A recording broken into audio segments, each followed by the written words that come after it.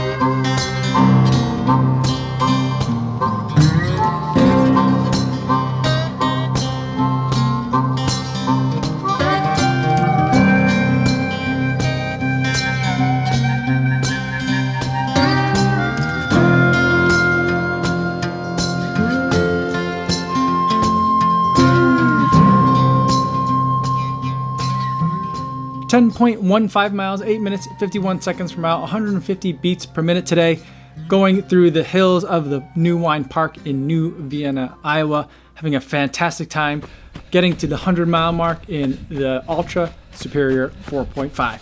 Now, before I get into my thoughts on how this shoe has held up over the last 100 miles, I do want to go over some disclosures. This is a pair of shoes I purchased with my own money. No one sent it to me. No one's paying me to make this video.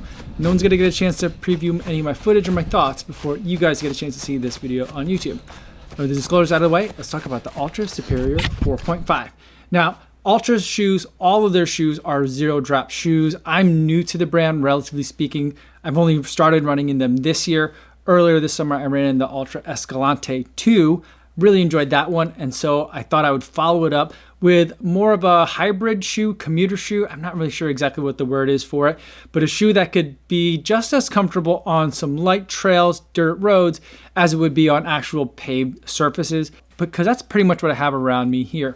So in terms of like looking at it at those two things, let's kind of break it down at some of like the roadie stuff and some of the traily stuff, and I'll kind of tell you how it's all been working for me and how it's held up over the last 100 miles. So as far as some of like the road stuff goes, it's a 21 millimeter stack height shoe. Again, zero drop, so that means 21 millimeters of cushion in the forefoot, 21 millimeters of cushion in the heel. It's not a minimalist shoe by any means, because 21 millimeters of stack height in the forefoot is a lot. And the cushion that it has there is Altra's Quantic foam, which is really spongy, but still a very fast foam, and I love the way that they are using it in this shoe. They've also combined it with a 6 millimeter insole, giving you basically 27 millimeters of stack height off the ground, and that's not even including the outsole and some of the outsole lugs. So you got quite a bit of height on the shoe, but at the same time, this shoe feels like it's slammed down and like it's a low rider. It feels like you're getting a really good amount of road feel when you're running in this shoe. Now, as far as the upper goes, a lot of it is just super floppy. There's not a lot of pretty much anything to the upper of this shoe. This material up top, it's almost like a synthetic leather type of material. And over the last 100 miles, I feel like it's really starting to like mold to the shape of my foot. So it's just super comfortable to put on. There's a light amount of padding in here, not too much, not too little, just right, and I really like it. And they're doing like a weird thing with the upper where instead of it having like a tongue and there's like a part of the shoe on this side and then a part of the shoe on that side, the tongue is like really long on one side and like the side of the shoe kind of just like wraps in underneath it, kind of like burrito wrapping your foot inside. It seemed kind of weird to me at first, and I was worried that in the summertime that would just be like a lot of extra material on the top of my foot that would be hot. That wasn't the case at all. It ended up actually being pretty comfortable and very snug fit without being tight. So it was a nice combination of feelings. The longer I wore this shoe, the more it just felt like a really comfortable pair of socks with some lugs on the bottom. And that was totally a very good thing. Another part about the upper that I do want to mention is that it's got a foot-shaped toe box. I think all of the Altra shoes have foot-shaped toe box, so that way you have plenty of room for your toes to splay, I believe is the word that they use for it. So your toes could spread out as they hit the ground, and basically letting each of the toes kind of like do its thing in terms of like the amount of traction that it needs or what it needs to do to be able to be stable for being planted on the ground, but also to push off as well. There's lots of room in this shoe. I really enjoy it. As far as the way it felt on running on paved surfaces though, I actually really like it. It's probably one of my favorite kind of hybrid shoes that I've run in on pavement. A lot of times with this like genre of shoe that's like can be a trail shoe, can be a road shoe, it feels like it's really picking hard one or the other, and usually when it picks like on the trail side. So I always kind of get that feeling like I'm running in soccer cleats as I'm running down the street. I didn't get that feeling here. It was really nice. In fact, I had this shoe up to as fast as marathon pace efforts and extended marathon pace efforts, like 20 minutes. I didn't run a marathon in it, but I ran marathon pace for about 20 minutes in it, and it felt great. I didn't really feel like it was slowing me down. Yes, it was a little bit more effort to do it. I wouldn't want to race a road marathon in these, but a trail marathon, absolutely, definitely could do that. I would really have no problem picking this for something that was like light trail, dirt road, gravel road, that kind of thing. I think it'd be a fantastic choice if you wanted to go fast. Because I just think that the way it fits on my foot, I just feel very agile in it, and the way the Quantic foam mixes in with the rubber outsole, I just feel like it's a nice like soft and springy combination there that really feels like it's a shoe that protects my foot, but I can really go quickly in it. Now let's talk about some of like the trail manners of it. We talked kind of some about the road manners. Let's talk about some of the trail-ish, more trail-oriented features. Now as far as the outsole, there's Max Trax and Trail Claw on this. I think Max Trax is what they're naming the formulation of the rubber, and Trail Claw is this thing that where it kind of looks like an animal's foot or some sort of like foot type of claw thingy, and it's the pattern that I think is what they're calling the Trail Claw.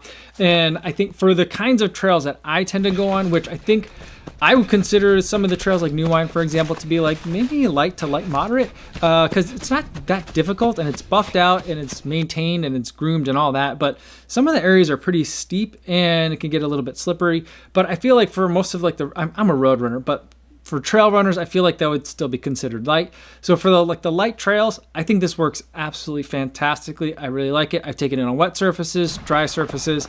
It's all worked out really well for me. I feel like it grips the trail really, really well. I really like it on the trail surfaces.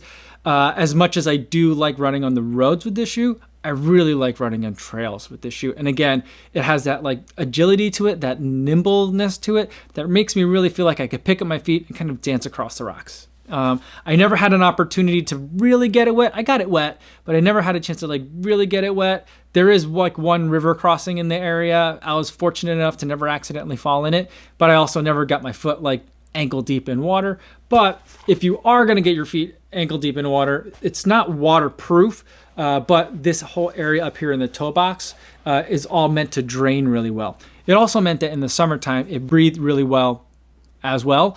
So I enjoyed running in this when it was really hot out. I also enjoy it now as temperatures are starting to cool down just a little bit.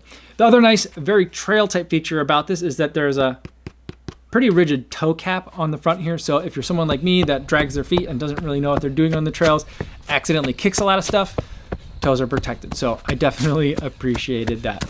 I think that for those of you who are into kind of like scrambling or into a lot rockier type of terrain, stuff that would be very technical in that aspect, you might find that these lugs just aren't deep enough. I feel like they're deep enough for me and the kinds of trails that I'm going to be going on. And I feel like it also strikes that nice balance for like sometimes I'm going to be on trails, sometimes I'm not. I don't want to be particularly uncomfortable on any one type of surface. I think it handles all of them reasonably well. The one area where I feel like this shoe really let me down over the 100 miles, especially compared to how much I liked it in the beginning, is in the protection from rocks though. And so that was one of the things that I really wanted to get from having like a hybrid shoe or commuter shoe. Is there's a lot of dirt roads around here where there's sometimes it's pretty buffed out dirt roads. Sometimes it's just like a whole bunch of rocks that are laid down and they'll poke through. And so the way that this trail claw is designed, I really like it, except there's these little slits right here where the Quantic foam is exposed. I feel like they should maybe have put in something else besides just exposing the foam here. I understand, I get that why they're doing it. I think they cut the holes in the rubber outsole so it would just be a little bit more flexible so you could do this bendy thing that everyone likes to do with shoes when they make videos. But this is where rocks, I would constantly step on them, and this corresponds to like the pads of my foot. And so I found myself by the 100-mile mark in this shoe dodging certain areas, which is something that I don't really want to have to do when I'm thinking about a trail shoe. It should be able to handle that fine.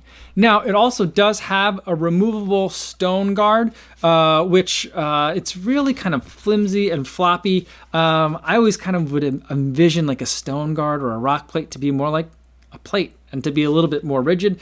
This is kind of just like pretty stiff bath mat type of material. I've run with it in, I've run with it out. I can't say that I notice a big difference, but I will say though that now I'm not going to take them out. I'm going to leave them in because I just want that much more, even if it's just this, I want that much more protection from some of the rocks that I'm running on. But that being said, I've otherwise just absolutely enjoyed my time in this shoe. It's a zero drop shoe, so it's not going to be for everyone right away. It might take some transition time. I'm lucky enough that it never really bothers me to go from like a 10 millimeter shoe, 6 millimeters, 0 millimeter heel drop shoe. I'm pretty much fine in all of them. And especially when I'm going on trails where there's a lot more kind of elevation changes, it just makes me feel like there's less shoe that's getting in my way in terms of being able to grip on the ground. And I'm just really liking it. So pretty versatile in my book. I can use it for pretty much anywhere that I'm going around here and the things that I'm doing around here.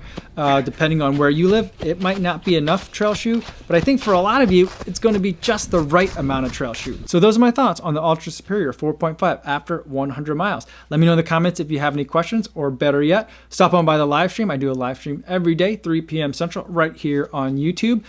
Feel free to ask me any questions or just hang out with all the other runners that are going to be there. We'd love to have you join us. That's all I have for today's video. Thanks so much for making it all the way to the end. Hopefully you guys are staying safe out there on your runs, and I'll see you in the next one. Yo, what's going on?